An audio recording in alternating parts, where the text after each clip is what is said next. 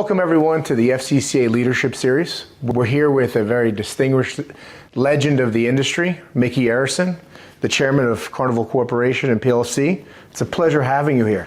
So I thank you for taking the time with us today. You're welcome. Let's get right into it.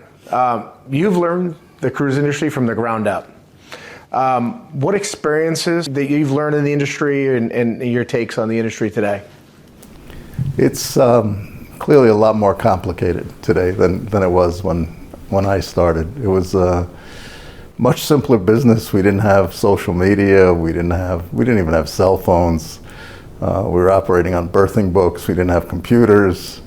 So I learned in an environment where you could really learn all of the business relatively easily. Today, I wonder, at what the data that our CEO has and trying to keep in track of what's going on 100 ships around the world.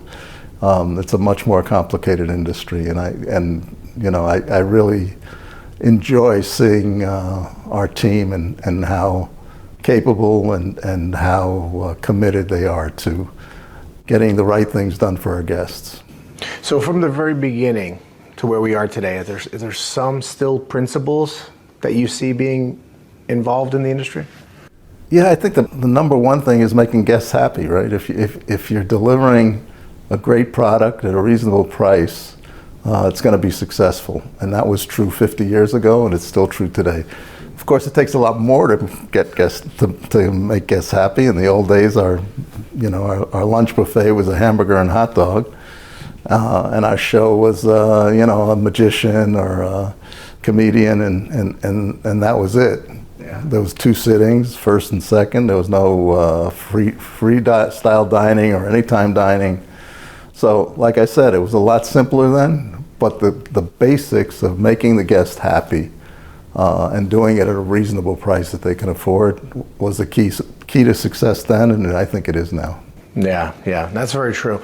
And so you've led through different periods of time where we've had economic expansion, you've had economic uncertainty, and even through global disruption. What principle to this day is still being consistent with you in your leadership? That's a good question. I'd say that the key thing to me, and something I learned very early on, is get the best people you can possibly get the best management team you can possibly get, and let them do their jobs.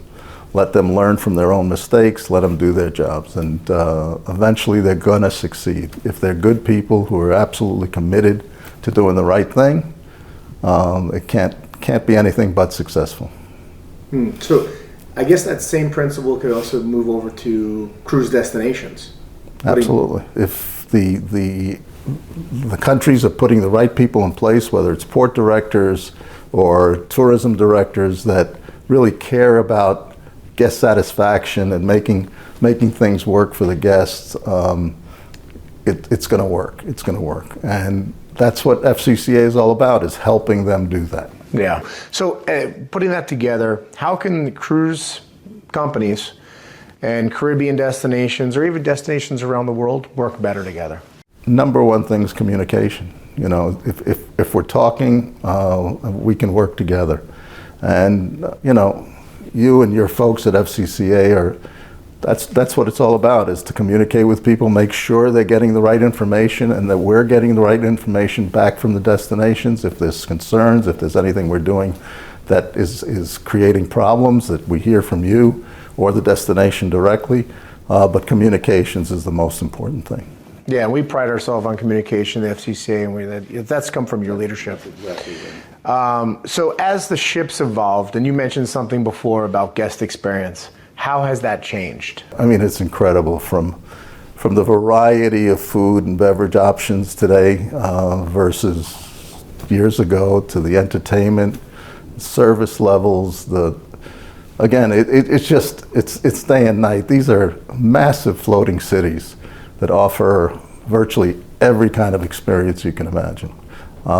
Could I have imagined that 20, 30, 40 years ago? No way. Like I said, it was a much simpler business and a simpler life in those days. Today, we we have to be able not only to grill a steak, but to make the best sushi in the world, right? Yeah. It just, and flying acts and circ acts and everything in between. It's just incredible, the variety of entertainment, food options, and that we offer on board. And so it's even trickier for the ports, right? Because the destinations have to deliver a really good product because the people are coming from a very good product and very good service. And that isn't easy. And it takes commitment and work and communication to get it done. Now, your leadership has extended far beyond the cruise industry. Your philanthropy work and everything you've done in your life, what are you most proud of? Man, that's a tough question. It's the success of the people that have been around us and I've worked with. Whether that's, Josh Weinstein or Dwayne Wade. I mean, it's the success of everybody that to be able to see their success and them turning around and also giving back to their communities. It's just a joy to see other people's success. So there's something I always picked up on, and it's probably very similar that you've done here, is you have Carnival Corporation and the Miami Heat, and you've tried to always develop a culture. Mm-hmm. Does that go back to what you said about hiring the right people and giving them the tools? Absolutely. That's to me, the key element is allowing people to do their job and not interfere and not, obviously I'm here to help in any way I can. Yeah. But it's different between helping and interfering. And I try to be helpful, and I probably occasionally interfere, but I try to keep that to a minimum. Yeah. So going with that and finding the right people, what would be considering people that are considering a role in the, let's say, the cruise industry? What advice would you give them today? You got to do what you love to do. And if you get a job in this industry and you're enjoying it and you love doing it, you're going to be very successful at it. If it's a grind, go find something else. And this industry is not for everybody. I mean, especially on the ships. It's on the ship you're isolated, you're away from your family, and so on. It's not for everybody. And so, but it is for certain people, and people who really love it. And you know people that have been in the industry for 20, 30, 40 years because they love the industry. And you're going to be successful if you really love the industry and love what you're doing. And you should love what you're doing because what you're doing is making people happy. There's no better job than making people happy, right? Yeah. And so that's why I think we have so many people that have been in this industry for so long. And I think that's absolutely correct. I mean, you find good people, you're making people happy. It's a great industry. And so over the years of leadership that you've had, decades of leadership, what motivates you still today to be grounded as you are? If you're competitive, you want to win. And winning is different in business versus sports. Yeah. In sports, you get the results every day. You either won or you lost. In business, you win or you lose over a long term. And you're building a great business and you're winning if that business continues to grow and people in the business continue to prosper.